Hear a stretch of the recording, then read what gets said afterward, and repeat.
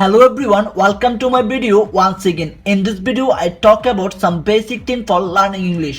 ইংরেজি স্পোকেন বা ইংরেজিতে দক্ষ হতে সর্বপ্রথম যে গ্রামারগুলো আপনাকে জানতে হবে মূলত সেগুলো নিয়ে আজকের আলোচনা।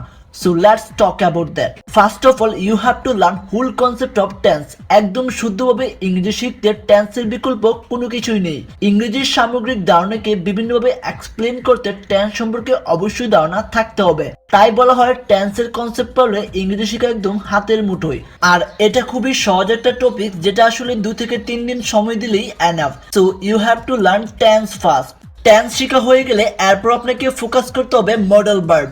Model verb means can, could, shall, should, may, might, like that. এগুলো কোথায় কিভাবে ইউজ হবে সে সম্পর্কে কমপ্লিট ধারণা থাকতে হবে। এই বিষয়গুলো সম্পর্কে কোনো কনফিউশন থাকা যাবে না। Then you have to focus what is subject, what is verb, what is object. এগুলো সম্পর্কে আপনাকে কনফিউশন দূর করতে হবে। Then you have to focus on part of a speech, especially preposition. That is very important things which you learn must. Preposition আপনাকে গ্রামারের ভুল থেকে দূরে রাখবে, সঠিকভাবে ইংরেজি বলতে সহায়তা করবে।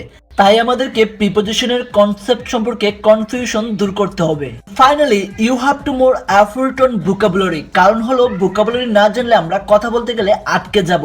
তাই আমাদের প্রচুর ভোকাবুলারি শিখতে হবে। এখন অনেকেই আছে ভোকাবুলারি শেখার জন্য ডিকশনারি বা অন্য কোনো বই পড়ে, যেটা আসলে খুব একটা হেল্পফুল হয় না। ভোকাবুলারি শেখার জন্য আপনাকে ষষ্ঠ থেকে দশম শ্রেণীর ইংরেজি বুট বইয়ের যে প্যাসেজগুলো রয়েছে সেগুলো আপনি ফলো করতে পারেন।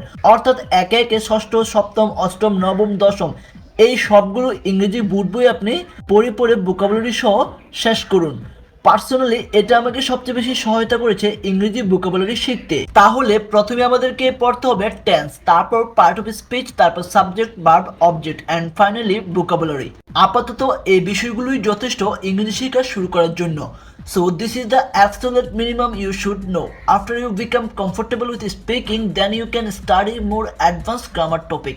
I hope enjoy this video. Thanks for watching and hit the subscribe button.